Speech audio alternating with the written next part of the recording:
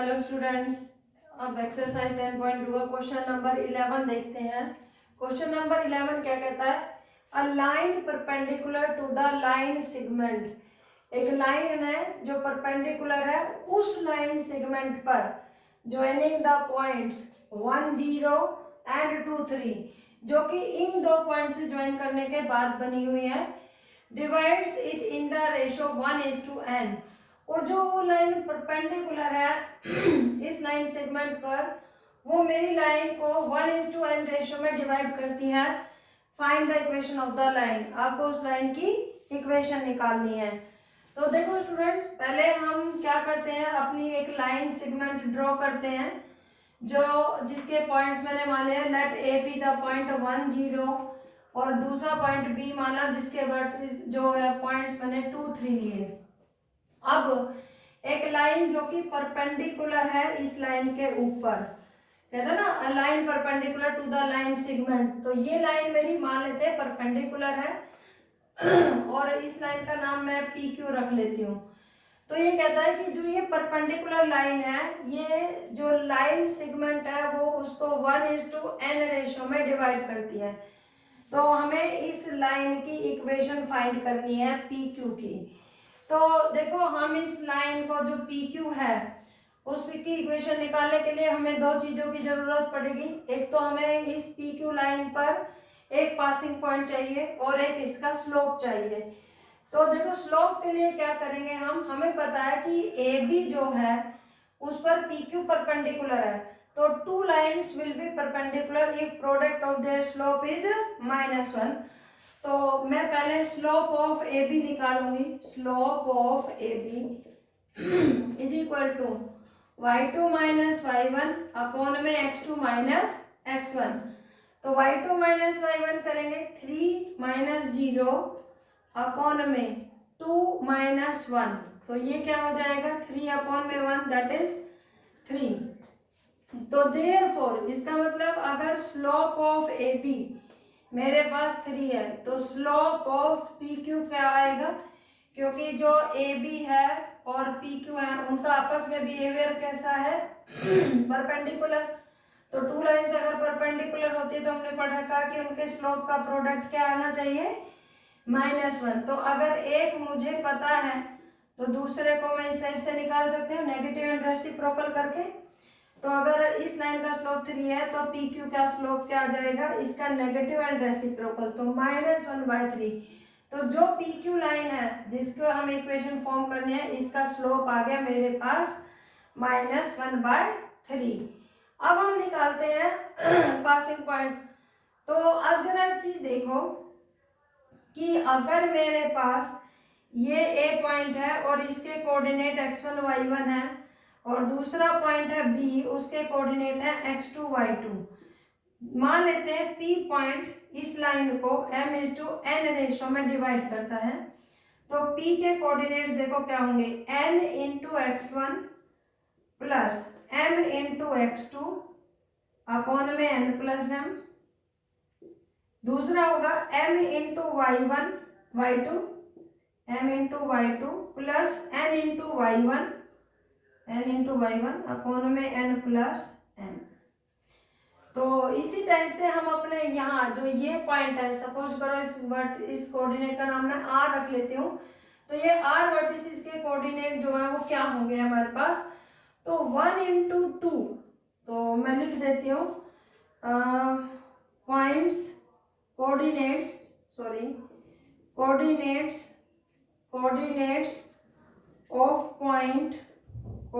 Of point r 1 into 2 plus n into 1 upon में 1 plus n। और दूसरा क्या हो जाएगा 1 into 3 and n into 0, 1 into 3 plus n into 0 upon में 1 प्लस n।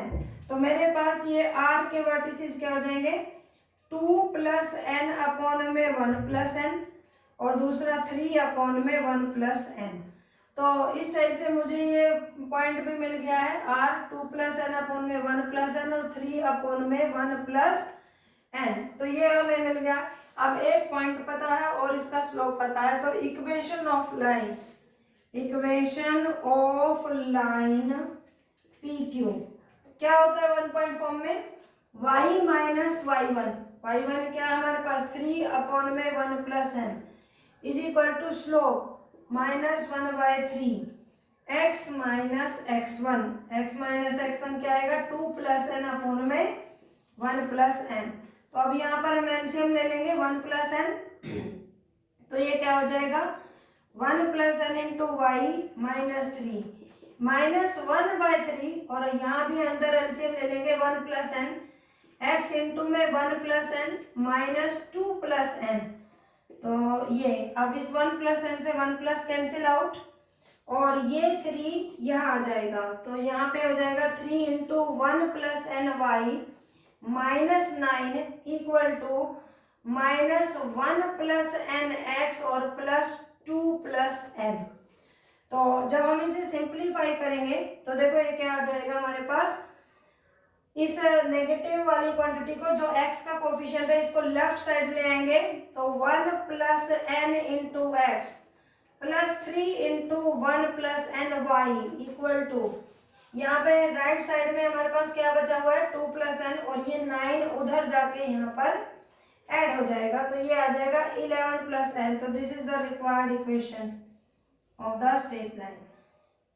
ओके, एक बार फिर से देख लेते हैं। इस क्वेश्चन में हमारे पास गिवन था कि हमारे पास ए बी एक लाइन सेगमेंट है जिसके कोऑर्डिनेट्स 1 0 और 2 3 है, पी क्यू उस पर परपेंडिकुलर है और पी क्यू जो है वो परपेंडिकुलर इस लाइन सेगमेंट को 1:n रेशो में डिवाइड करता है। तो वो कहता है कि find the equation of P Q. तो जब हमें पी क्यू निकालनी है तो हमें किसी इस लाइन की इक्वेशन निकालने के लिए एक पॉइंट चाहिएगा और स्लोप चाहिएगा। तो स्लोप के लिए हम क्या करेंगे कि जो ए बी का स्लोप होगा उसका negative and reciprocal P Q का होगा, क्योंकि पी क्यू परपेंडिकुलर है। तो मैंने स्लोप ऑफ ए बी निकाला, वो 3 आया और उसके बाद स्लोप ऑफ पी क्यू लिख दिया नेगेटिव एंड रेसिप्रोकल करके। तो एक हमें स्लोप मिल चुका है। अब हम पॉइंट निकालते हैं। तो जो पी क्यू लाइन है वो ए बी को 1:n रेशो में डिवाइड करती है। यहाँ हमने सेक्शन फॉर्मूले का यूज किया 1 into 2 plus n into 1 upon में 1 प्लस एन, ये इसका एक्स कोऑर्डिनेट होगा। 1 into 3 plus n into 0 upon में एन प्लस 1 या 1 प्लस एन, ये इसका वाई कोऑर्डिनेट होगा। तो हमें इस पी क्यू पर एक कोऑर्डिनेट भी मिल चुका है ये वाला। तो अब हम फॉर्मूला लगा देंगे कि y minus y1 is equal to slope into में x minus x1 and simplify this equation. अब हम नेक्स्ट क्वेश्चन पर चलते हैं। Find the equation of a line, आपको उस लाइन की इक्वेशन निकालनी है that cuts off equal intercepts on the coordinate axis. क्या कहता है ये कहता है कि एक जो स्ट्रेट लाइन है वो एक्स एक्सिस और वाई एक्सिस को इक्वल इंटरसेप्ट पर कट करती है।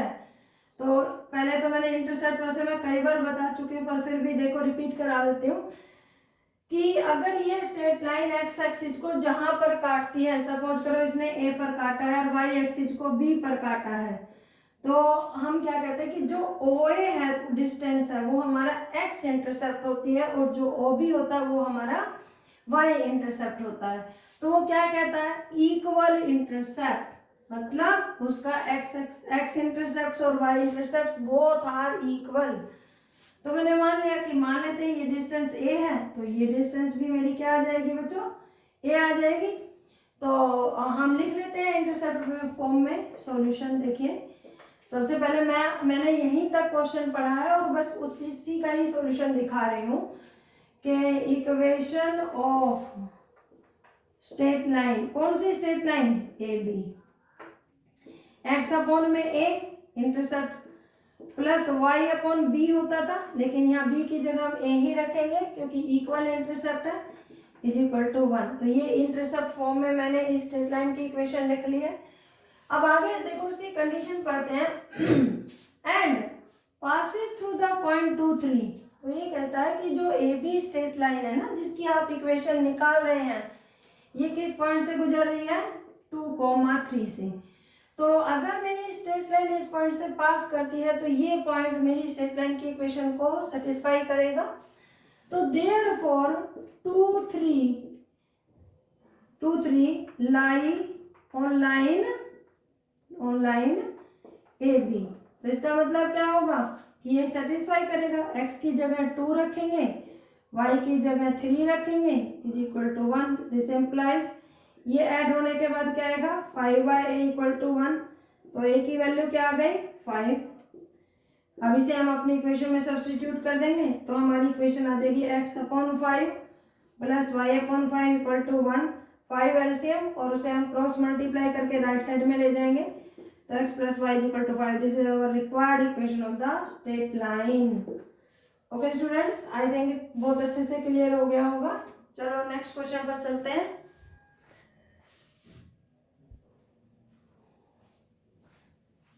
तो क्वेश्चन नंबर 13 देखते हैं। Find equation of the line passing through the point 2 2।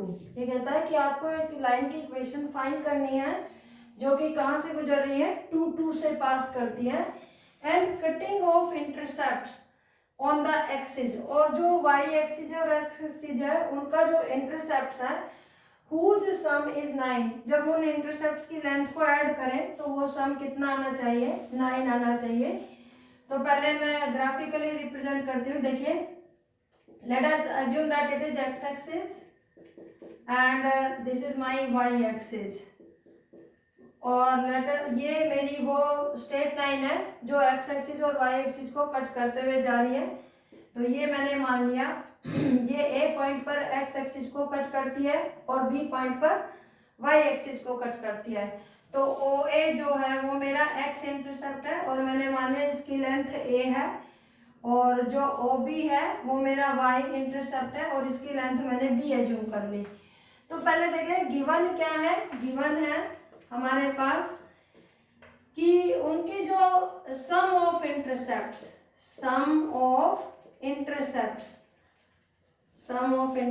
Is equal to 9। This implies that means O A plus O B. ये एक्स इंटरसेप्ट है, ये वाई इंटरसेप्ट है, ये क्या गिवन है हमें 9। अब ओ ए कितना माना मैंने ए, ओ बी कितना माना मैंने बी इक्वल टू 9। तो यहाँ से मैं किसी भी एक वेरिएबल की वैल्यू फाइंड कर सकती हूँ। तो सपोज करो मैंने b को राइट साइड में लेकर गई तो a की value in terms of b मेरे पास क्या आ गई है 9 माइनस बी।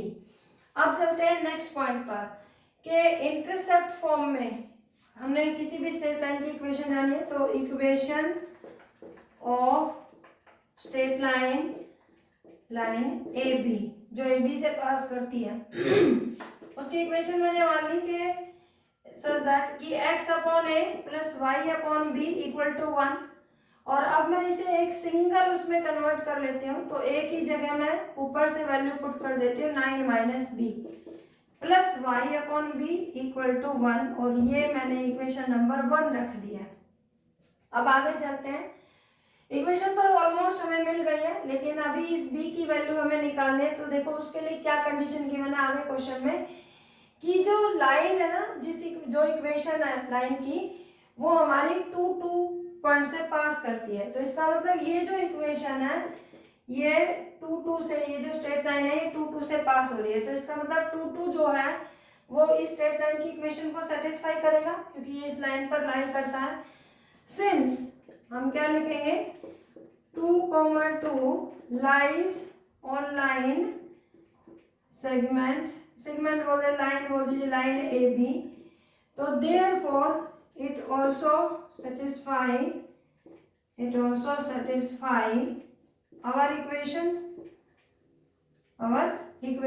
तो हम x की जगह 2 रख देंगे 2 अपॉन में 9 माइनस बी प्लस 2 अपॉन में b इक्वल टू 1। अब हमारा b एलसीएम b और 9 माइनस बी एलसीएम आ जाएगा तो ये हो जाएगा 2b प्लस 18 माइनस 2b। देखो मैंने 2 ये b यहाँ चला जाएगा और 9 माइनस बी यहाँ आ जाएगा। तो मैंने a के लाइन में मल्टीप्लाई भी कर दिया। This is equal to 1। This implies 2b से 2b cancel out 18 is equal to ये क्रॉस मल्टीप्लाई होकर यहाँ पहुँच जाएगा और ये बन जाएगा 9b minus b square. This implies b square को इधर की साइड ले आते हैं 9b को भी और प्लस 18 इक्वल टू 0। अब इसके फैक्टराइजेशन कर देते हैं तो ये 6b माइनस 3b इसके फैक्टर हो जाएंगे और b-6 और b-3, ये इसके दो फैक्टर आ गए। तो यहाँ से b की वैल्यू आएगी 1 is 6 और b इज इक्वल टू 3। अब b की दो वैल्यू आ गई है। अब देखो हमारे पास b की दो वैल्यू आ गई है, तो b की 6 वैल्यू के लिए a क्या आता है और 3 के लिए क्या आएगा। तो आप देखो a प्लस b क्या था 9, तो अगर b 6 है तो a कितना हो जाएगा 3, एक पेयर ये बन गया मेरे पास। अगर b 3 है तो a इक्वल टू 6 हो जाएगा। तो देयरफॉर इक्वेशन ऑफ लाइन क्या आ जाएगी x अपॉन में a। पहले मैं इस सेट को रख रही हूँ, a की वैल्यू 3 रख देंगे और y की वैल्यू b की वैल्यू 6, ये आ जाएगी। और दूसरी क्या आएगी एंड, अगर मैंने a को 6 रखा और b को 3 रखा तो x/6 plus y/3 is equal to 1। तो मेरे पास उन दोनों इक्वेशन का स्ट्रक्चर इस टाइप से हो सकता है। ठीक है, नेक्स्ट देखते हैं question number 14। Find equation of the line through the point 0, 2। आपको उस लाइन की इक्वेशन निकालनी है जो कहाँ से पास हो रही है 0, 2 से, making an angle 2π/3 with the positive x axis. और वो जो लाइन है वो एक्स एक्सिस के साथ कितने डिग्री का एंगल फॉर्म करती है 2π/3 का। तो लगभग ऑलमोस्ट इसका स्ट्रक्चर देखते हैं कैसे होगा। अगर वो 0, 2 x0 y2, तो मैंने मान लिया कि ये वो स्ट्रेट लाइन है। ठीक है, ये 0, 2 से पास होती है और एंटी क्लॉकवाइज सेंस में एक्स एक्सिस के साथ कितने डिग्री का एंगल फॉर्म करती है 2π/3 का। तो मैं इस लाइन का नाम रख लेती हूँ ए बी। तो equation of line A B, तो देखो हमारे पास इस स्ट्रेट लाइन के ऊपर एक पॉइंट है और हम स्लोप निकाल सकते हैं क्योंकि एंगल गिवन है।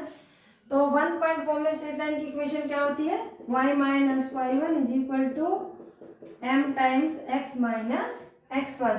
तो यहाँ से देखेंगे y1 इज 2 एंड m क्या है हमारे पास टेंजेंट 2π/3 x माइनस 0। तो y is equal to 2 plus tangent 2π/3 into x. अब देखो टेंजेंट 2π/3 की वैल्यू देखो, हम इसे पाई माइनस π/3 लिख सकते हैं। टेंजेंट 2π/3 को पाई माइनस π/3 लिख सकते हैं। तो इसकी वैल्यू क्या हो जाती है minus tangent π/3, that is -√3, right. तो ये हमारे पास y is equal to 2 plus -√3x, that is y plus √3x is equal to 2। मैंने पहले √x plus y minus 2 equal to 0 लिख दिया। तो ये मेरी किसकी इक्वेशन है, equation of straight line A B की। ठीक है, अब आगे यहाँ तक हमारा फर्स्ट पार्ट कंप्लीट हो चुका है क्वेश्चन का। अब हम सेकेंड पार्ट पर जाते हैं। तथा also find the equation of the line. आपको उस लाइन की भी इक्वेशन निकालनी है जो कि पैरेलल टू इट, जो इसके पैरेलल है, मतलब इसी लाइन के पैरेलल है, and cross y axis at a distance of 2 units below the origin. Okay, और वो वाई एक्सिस को कट करती है, तो बिलो द ओरिजिन, ये मेरा ओरिजिन है और वो वाई एक्सिस को क्या करती है बिलो ओरिजिन 2 डिस्टेंस पर कट करती हुई जाती है। तो जरा इसका थोड़ा सा बना के दिखाती हूँ मैं आपको ये डायग्राम। तो ये मेरा वो वाई एक्सिस है और सपोज करो कि 2 यूनिट्स इसका अप्रोक्सीमेट यहाँ आएगा और वो लाइन जाएगी भी इसके पैरेलल, तो समथिंग लाइक दिस। तो अब मैं आपको एक चीज दिखाती हूँ कि भाई ये जो लाइन है ये 0-2 से पास हो रही है। तो इसका अगर मुझे इस लाइन की भी इक्वेशन चाहिए तो देखो पॉइंट मुझे पता है तो मुझे स्लोप भी चाहिएगा। तो two lines will be parallel if their slopes are equal। उनका जो स्लोप होगा वो कैसा होगा इक्वल होगा। इसका मतलब देयरफॉर अगर इस लाइन का नाम हम PQ रख ले तो देयरफॉर स्लोप